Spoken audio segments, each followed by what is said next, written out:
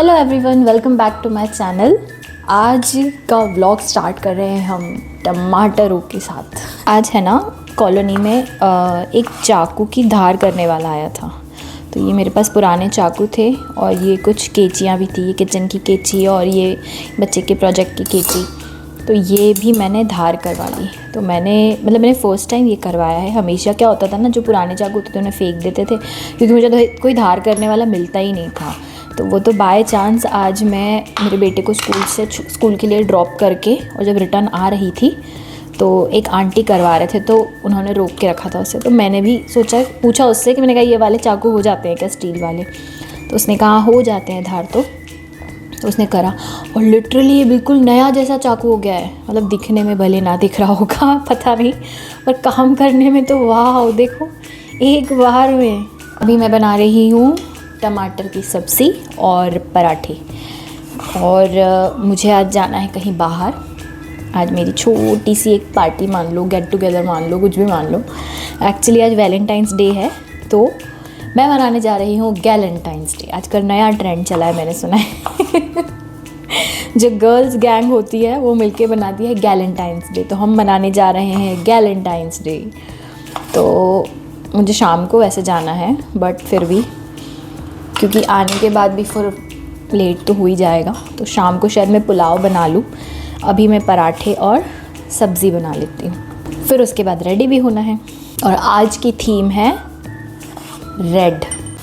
खाना रेडी करके रख दिया है, अब मेरे जाने की तैयारी मुझे करनी है। तो मैं बैठी हूँ प्रेस करने के लिए।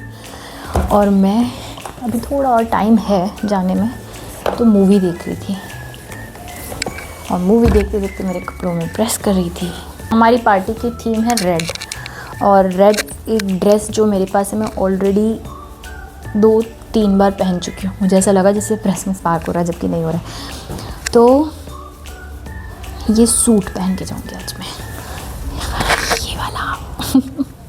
तो इसे प्रेस कर लेते हैं थोड़ा, क्योंकि बहुत ज़्यादा ऐसे क्रश सा हो रहा है ये।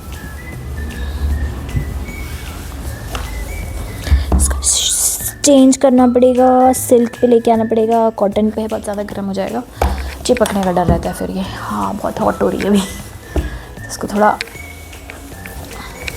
थोड़ी ठंडी होने देना पड़ेगा, फिर इस कपड़े पे चल पाएगी। Now done.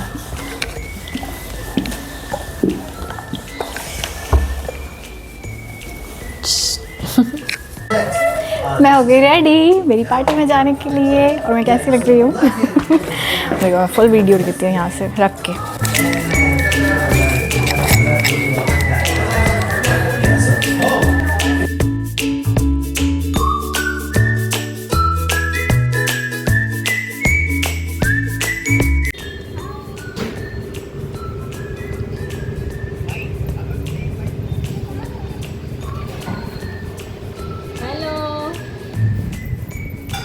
किटी में आने के बाद आपको थकान कम, रिफ़्रेशिंग ज़्यादा फील होता है। सबसे मिलो, अच्छा लगता है, बड़े मज़े आते हैं।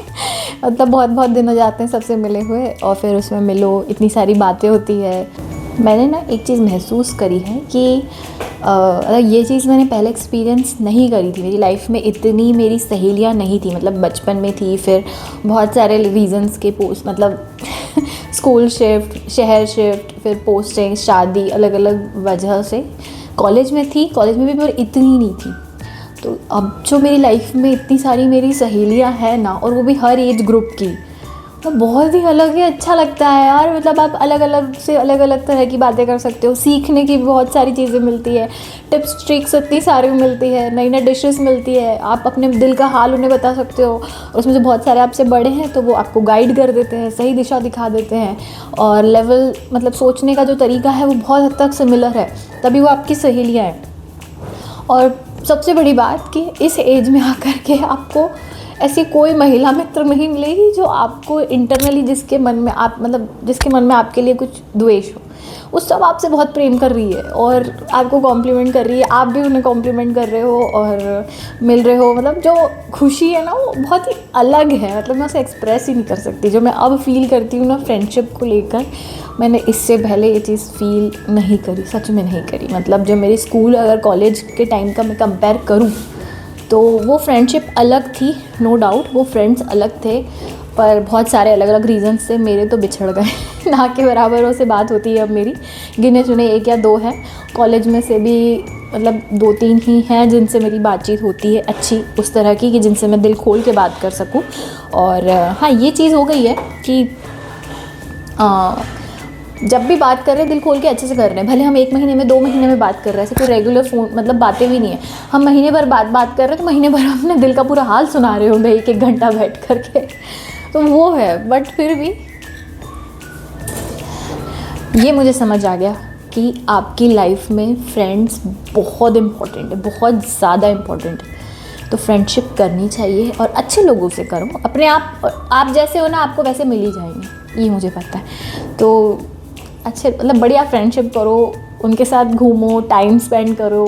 एटलीस्ट ये किटी का जो एक बहाना होता है ना, ये सच में एक बहाना है, पर इसके थ्रू जब हम एक दूसरे से मिलते हैं, और इसमें और भी नए भी फ्रेंड्स बने मेरे।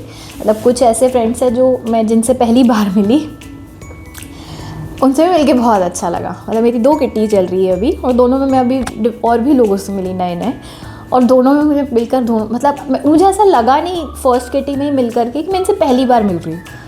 मतलब मैं एकदम ऐसे घुल मिल गई और मुझे बहुत अच्छा लगता है। पता है, वहाँ से आओ ना, जैसे रिफ़्रेशिंग फील होता है कि वाह, क्योंकि आप जाते हो तो मज़ा आ जाती है।